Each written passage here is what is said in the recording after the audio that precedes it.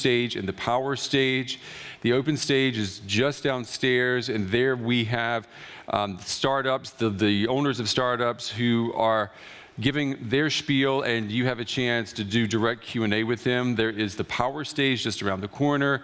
There are workshops going on there, and you can stop by and participate in those workshops. Okay, here on this stage last year, I moderated the panel discussion.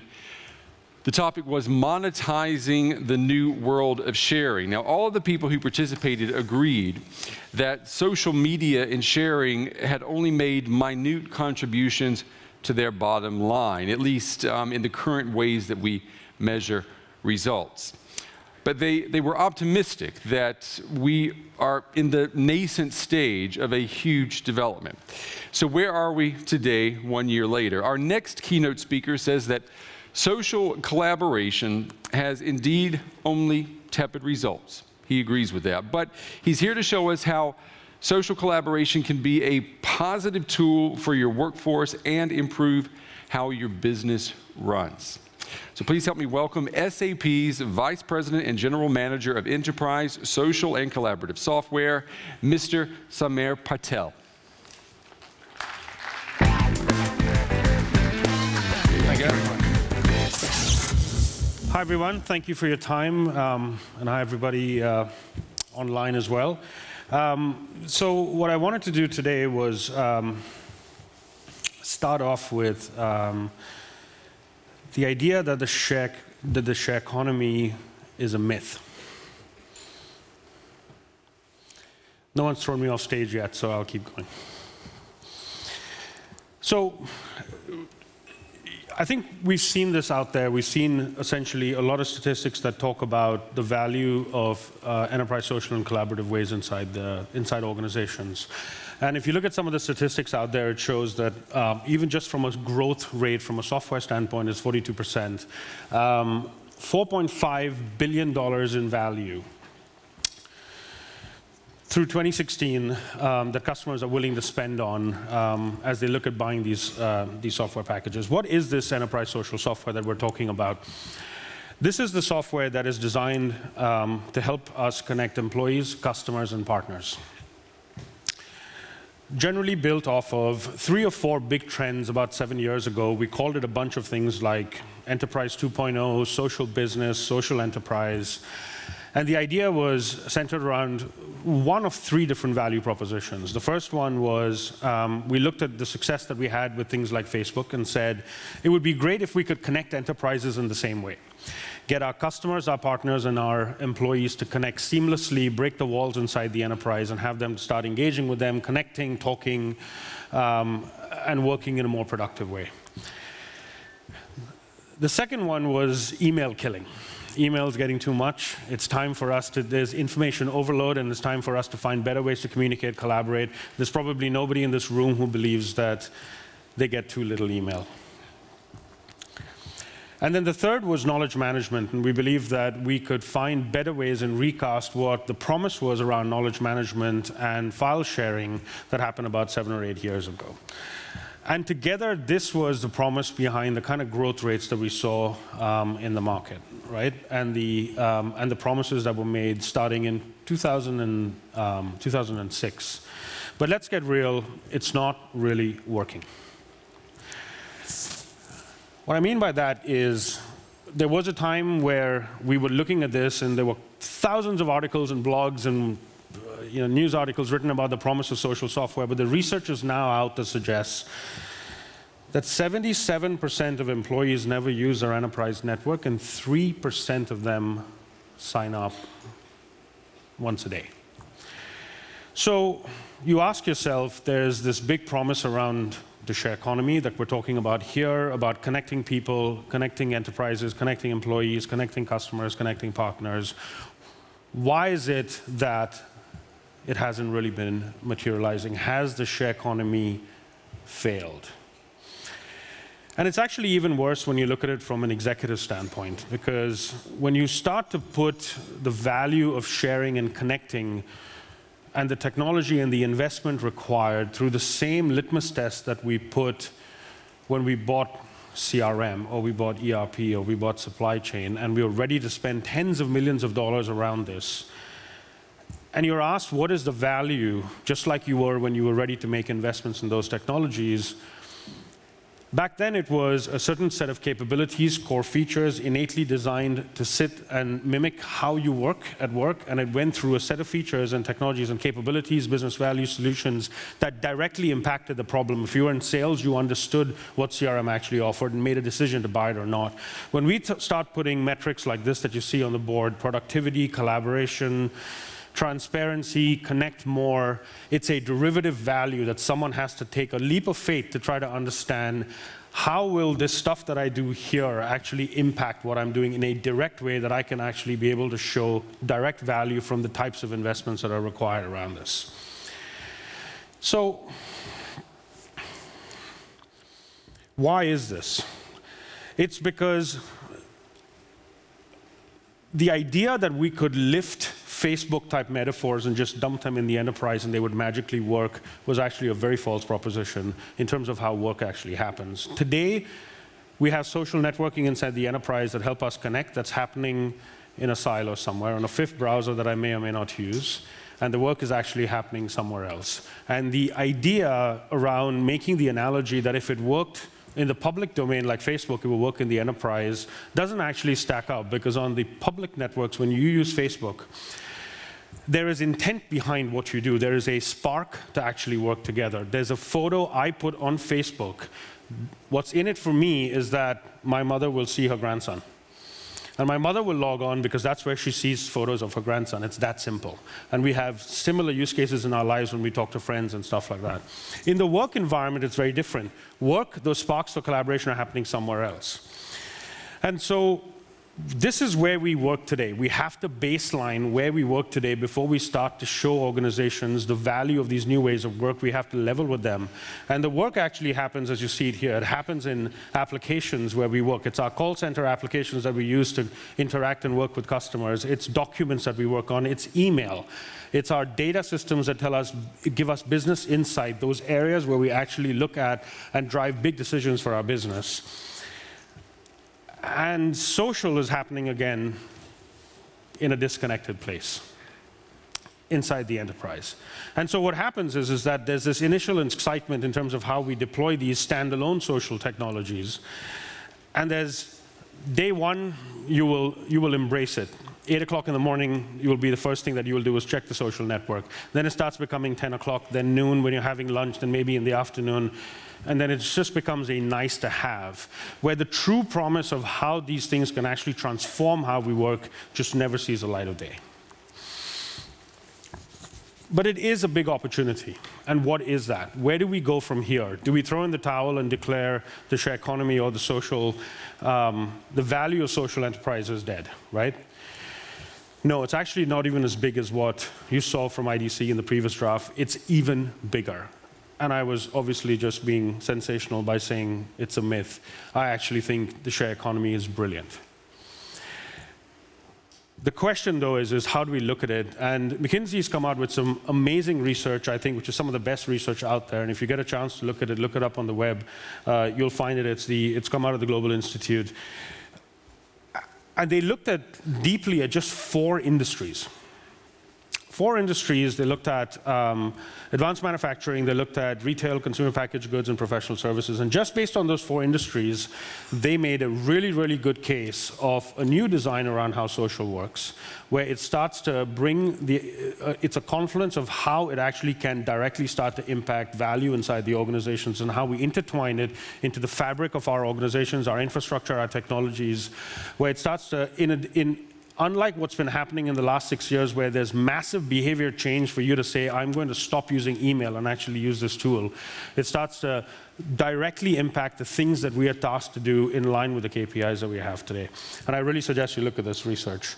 So, with that backdrop, how do we go about executing what I think is going to be the next chapter in how we work, the future of economy, and where we will truly realize the value of share economy that we've been talking about at this event?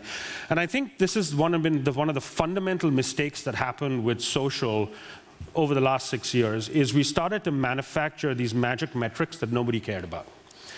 And we didn't really stop and look at what are those fundamental things that drive every organization, and can we make a case for where connecting our employees, our customers, our suppliers, our partners in ways that directly impact the performance objectives that we've set as organizations, starting with how we are driving revenue, how we're managing costs, how we're mitigating risk, the promises we've made to our shareholders, and then looking at the tactical execution plans that we have that come across it. And I believe fundamentally that if we do not apply these same metrics to the value of connecting people, it will be another Mickey Mouse technology that will be there in the enterprise that we think is good, it's great, it's fastly commoditized, but it is not really driving core value inside the enterprise.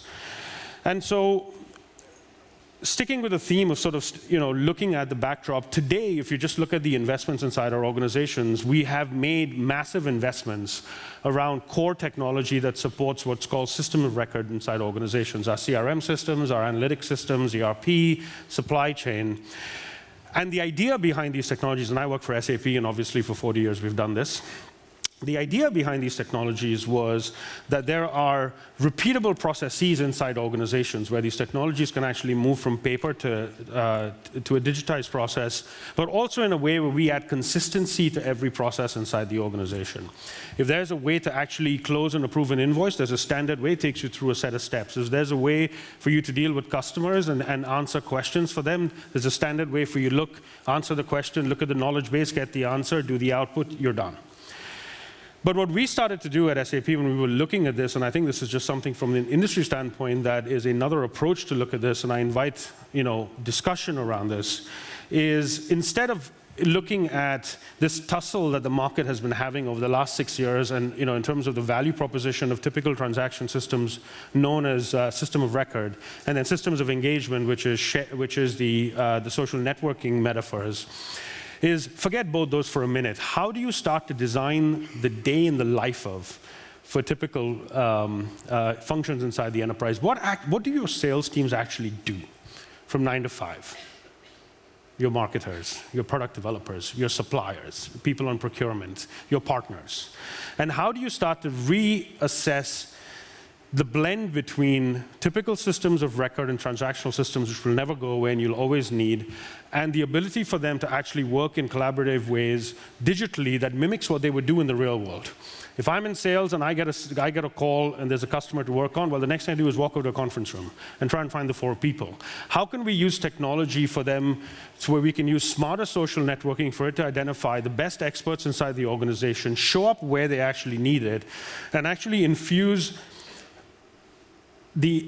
or feed into the energy, rather, that they were already moving in, versus going into them and saying, there's this massive behavior change you have to go through, and I promise you, if you get social, you'll get there. That has been the big impractical part in terms of how they're working on. So the transformational opportunity comes from what we call looking at the value of share economy concepts to close business loops. And I'll walk you through a couple of those as we go through this. So, I think the one area where we've actually seen some success around this has been, in the area of customer performance, and I think Jonathan Becker, our SAP CMO, is in the room somewhere. But one example is how companies have done this using community networks to be able to drive interactions and build different kinds of relationships with their customers. And SAP has one that's about 2.1 million users on that network, B2B, where you start to bring people together. Traditional CRM, however, said it's about leads, it's about opportunity management, it's about these structured processes inside organizations. But as you start to look at the social customer that's out there today and the needs that they have, and you look at the footprint and the data that they have before they even start talking to you, it's pretty fascinating when you compare that to just supporting them via typical transactional systems. They know more about your products and your services before they even call you. They have gone online and they've looked at all sorts of vertical networks, and they know the good, the bad, what works, your service levels, they know everything. There's very little data that they need. And when they come in and they want to do business with you with that amount of data, what kind of relationships do they expect that you build with them and they build with you so that this is something that's long-lasting? That won't come from traditional CRM alone. We need that. That's our system of record. That'll come from how we design customer networks that are integrated into the transactional experience so that we can serve them in a way that actually makes a difference. You have a customer, calls in. Your call center rep looks into the call center application knowledge base. The answer is not there. What do you do? Where's the network of people that can actually help support these customers? How have we infused the share economy concepts into the way work actually happens? And you start seeing huge transformation opportunity. That same McKinsey report that I showed you earlier said that there's $140 billion of untapped value just in the retail and CPG sectors around how we do SFA, Salesforce automation, and marketing today. Right? It won't come from having a standalone siloed networking system, I can tell you that. We've seen the research already. Talent performance is another very interesting one. We spent the last 10 years, again, considering that to improve talent, there are these structured applications that can do it all. We buy performance and goal management applications. We buy learning systems. We buy onboarding capabilities. But what that does is that it does a really good job of top-down information, meaning it's great for disseminating courseware in the case of learning. It makes sure that you get all by policy, you've got all the information you need. Really good job. You can check off all the check marks in terms of what people need to take. But the real knowledge inside the organization is actually sitting in your peer's head. And how are you as an organization wired technologically to be able to gain the benefit of first even knowing who the experts are in the organization and then knowing who to reach out to? How are you bringing those unstructured concepts around what we call the share economy right into the very experience where people go and learn? The people who touch your customers mostly are the ones who are not sitting at your office. If you're in retail, it's probably a contingent worker at the retail store. If you are in manufacturing, it's the factory worker who knows more about every component that goes into your product. What about the knowledge in the heads of these people? How are we getting these things out? They will not come from structured systems. These will come from how we're connected with peers, with smart technology, on a smartphone, video enabled, so you can capture these moments and make it institutional knowledge. These are real organizational problems that KPIs exist for and are strategic way up into the C-suite, not sharing blogs, wikis, forums, which has been the bedrock of a lot of these social technologies. And that's where the transformational opportunity comes from this. Financial performance, again, a place where you would think social has no place. But in the work that we're doing as we're building out our social technologies, we're bringing to bear SAP's 40 years of experience and knowing how business process works, as well as industry experts. And it turns out that financial processes could use some of this as well. It's a shocker. When you actually, again, break down what happens in typical financial processes, there's collaborative sales budgeting. It's a process that every company has. Brings in salespeople, inventory, demand gen, marketing, to start to figure out what are we actually going to make this quarter. Highly collaborative, something that a CFO cares about. There are tons of invoices inside most organizational expenses that look suspect, that don't go through a transactional system. How are we bringing the right brains together in a network form quickly to be able to deal with these exception handling processes that happen in and out inside an organization? Again, infusing the concepts of share economy right into context at the point where the data showed that people networks are actually important. That's a very different model from the traditional model of, again, I like to use, my social network in the 5th tab on my browser that I never use. It's a fundamentally different way of thinking about this.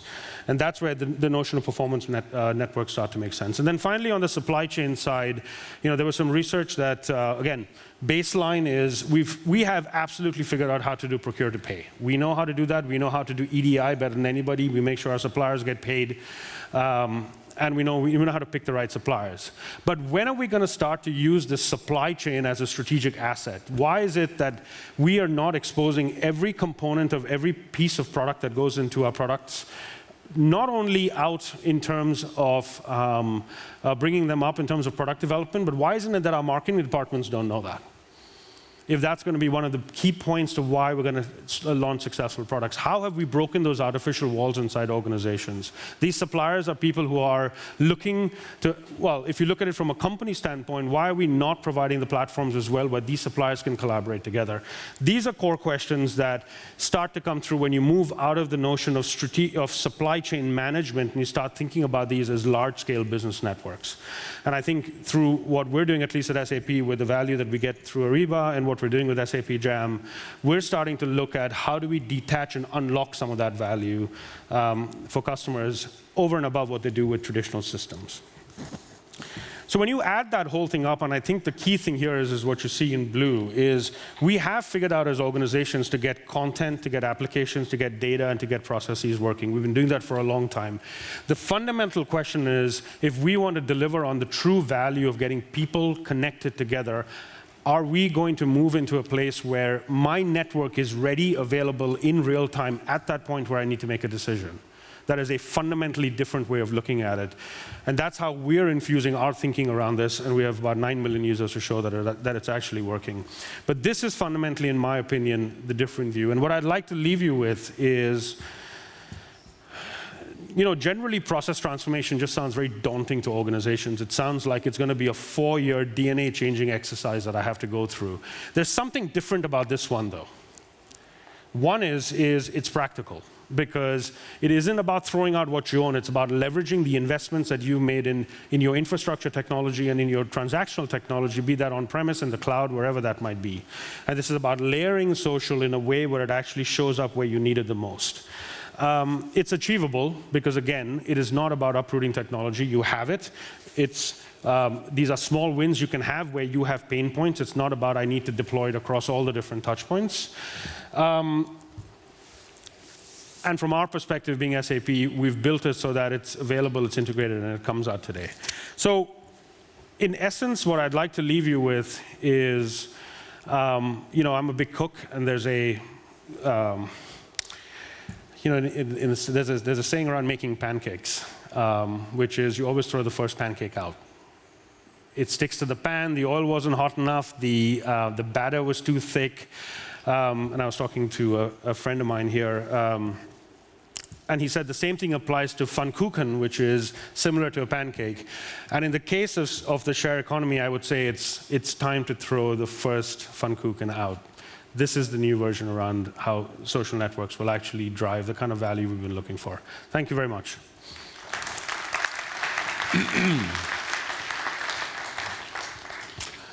Samir, I have to tell you, I don't think I've ever heard anyone compare social collaboration to a Pfannkuchen. That's really an interesting comparison. We've got time for Q&A.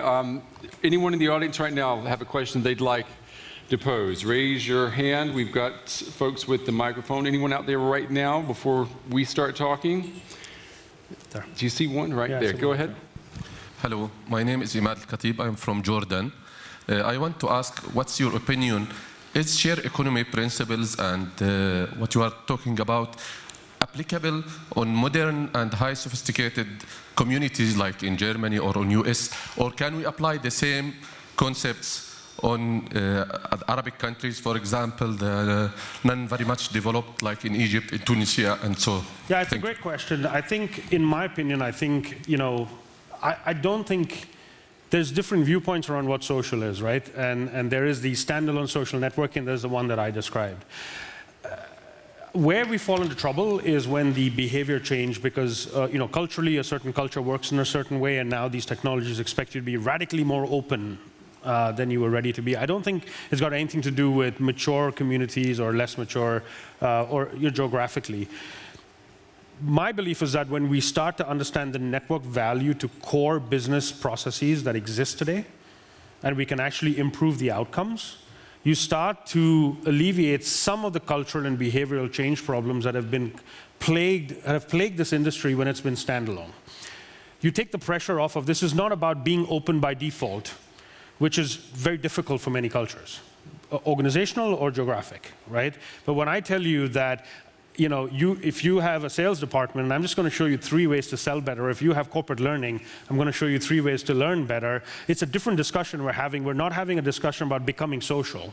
We're having a discussion about better learning and better selling. And it is phenomenal how the behavior change demands on organizations starts to dwindle down when you have that approach and the technology infrastructure that can support that design of sharing. Does that make sense? Sure. So we've got a question. Let me just pull this right one. Here. We'll take this from this gentleman, and then we've got one here on the Twitter wall. But sure. Let's take the gentleman's question here first. Yeah. Ich glaube, wir haben ja Übersetzung, darf ich auf Deutsch auch stellen, ne? Meine Frage.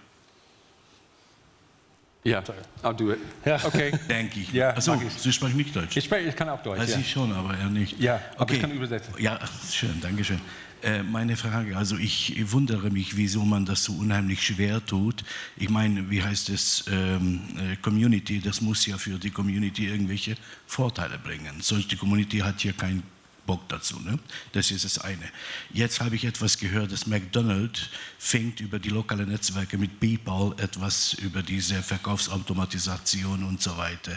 Meine Frage, was denken Sie von SAP? Die lokalen Netzwerke sind ja sehr gut für Verkaufsautomatisation, von informieren den Kunden, navigieren, bestellen, bezahlen und auch für das Belohnen. Wann kommt endlich mal so ein gescheites Ding? Akustisch habe ich das nicht ganz verstanden. Hat jemand im Publikum das verstanden? Ganz? Ja, kann jemand? Entschuldigung, was haben Sie nicht verstanden? Ich habe es akustisch nicht. Akustisch nicht? Ja. Also das lauter, ja. Ende. Ich meine, dass es sollte endlich eine Closed Loop, ein System kommen, wo der Kunde vorwählen kann, was ihn interessiert. Essen, Trinken, Brötchen und so weiter. Dann kriegt er über die lokalen Netzwerke ein Angebot. Mit einem einzigen Klick, also wie heißt es, Convenience, kann er das bestellen, bezahlen. Und ich meinte, das ist ganz wichtig. Über die lokalen Netzwerke mit Online-Mitteln können wir die Kunden auch binden, belohnen, halten. So das ist ausschlaggebend. He's talking about local networks that consumers should be able to let companies know what they'd like. He's talking about food, for example. They should be able to just tell what they want to eat and drink, and they should be able to get immediate feedback. And he's asking, when is that actually going to happen? I think, and he used the example of McDonald's, saying that they wanted to do that. This closed loop that you were talking about. So just to understand the question, is it more around when can McDonald's, in this case, is it McDonald's he who wants mentioned to figure McDonald's, out, do they want to figure out when? What customers want, wherever they are. Well, I would argue that data is here. I think, with the ability to mine social media data and start to deliver trends from that data, you can start to have a pretty good idea about localities and areas where they may be predisposed to liking the kind of food that you sell. And if not, what are the kinds of tweaks that need to be made? I mean, I think it's a really, really good question, because this goes back again to, the kind of work that went into doing formal market research. Used to be so heavy in terms of, and latency, right? By the time it's done, it's 7 months late and the taste might have changed. But our ability right now to be able to take exactly what you said, make sense of that data, which we do, and then be able to federate that inside the organization through social networks so that it spawns not just to my product managers who are building new products, but even through my supply chain. Why shouldn't they have the same level of customer insight to be able to design it? That future is here. That's here. Great question. Thank you. He says he hasn't seen that yet. No, I think it's here. I think every company has to do it. And actually, I mean, all of the big consumer brands are going after exactly this. You have any examples, Jonathan? Taco Bell? Taco Bell. Well, you mean the brand? Sorry, that's SAP CMO, and he's very passionate about this and knows more about this than I can deliver on. But talk to him when you. Okay. Yeah, and bring Taco Bell to Germany. Yeah, let's do that. Yeah, see, yeah. Okay, we've got this question here. What advice, we got time. What advice for the first step would you give to a medium-sized company wanting to go social? Yeah. So I think, in some ways they have it easier, right? Because I think the value that a lot of medium-sized companies have is it's about that moment when they're starting to really seriously look at technology. They may not want to buy extremely expensive technology, but given the availability of cloud solutions today, the ability to start to dabble and pick the right infrastructure and then have the luxury of saying, I will get off if it doesn't work, there's a lot of flexibility.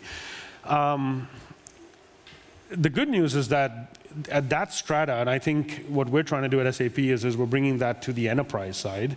But that was the first step, where you can choose wisely in terms of the technology stack that you have, because today's core applications, what we've called like CRM and ERP and those technologies, in our mid-market solutions, we're infusing this from day one.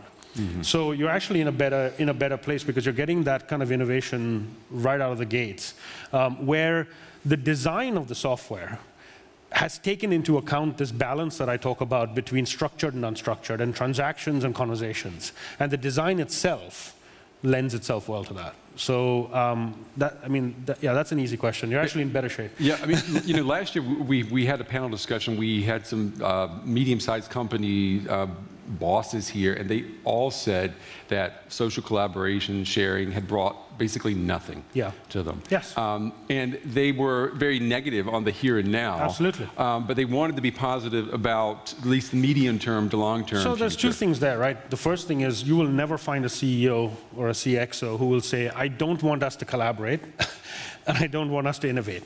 And then what happens is they look at their immediate team, and everyone nods and says, awesome, great idea. You want to take it? You chief marketing officer, like, awesome, but I got leads to bring in, right? And it becomes this problem that no one wants to really take on.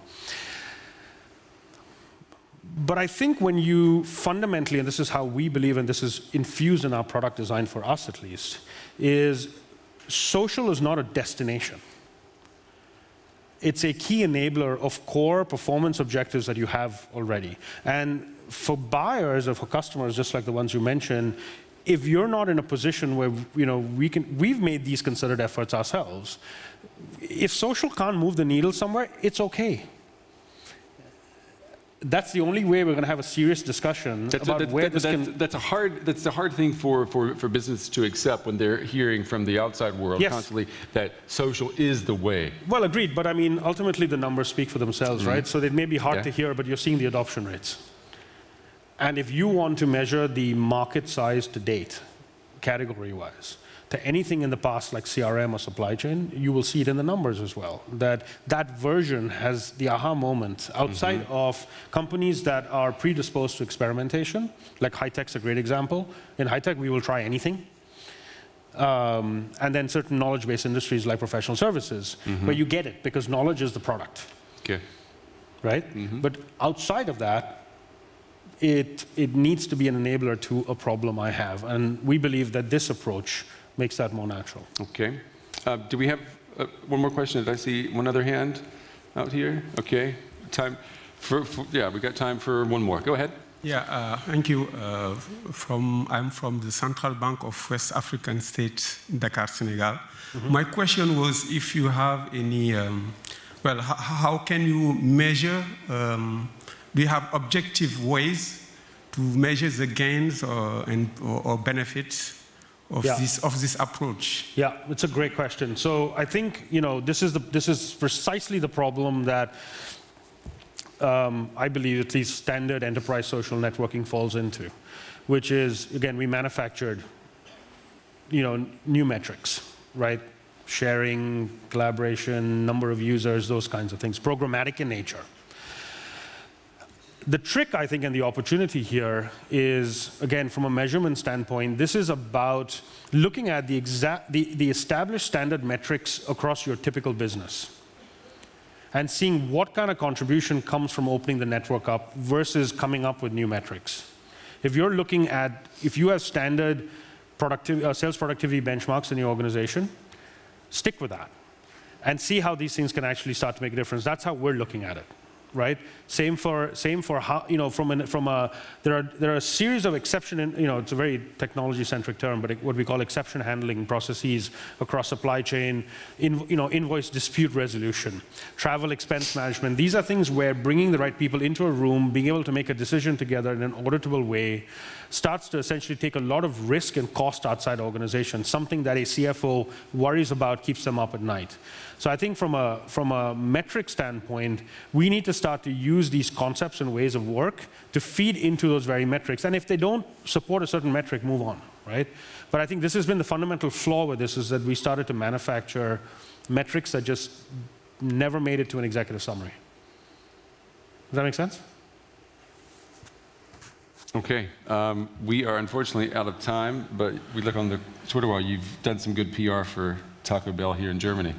Taco Bell, good example for social collaboration. All right. Samir Patel, thank you very much for your time today. Thanks a lot. Thank you.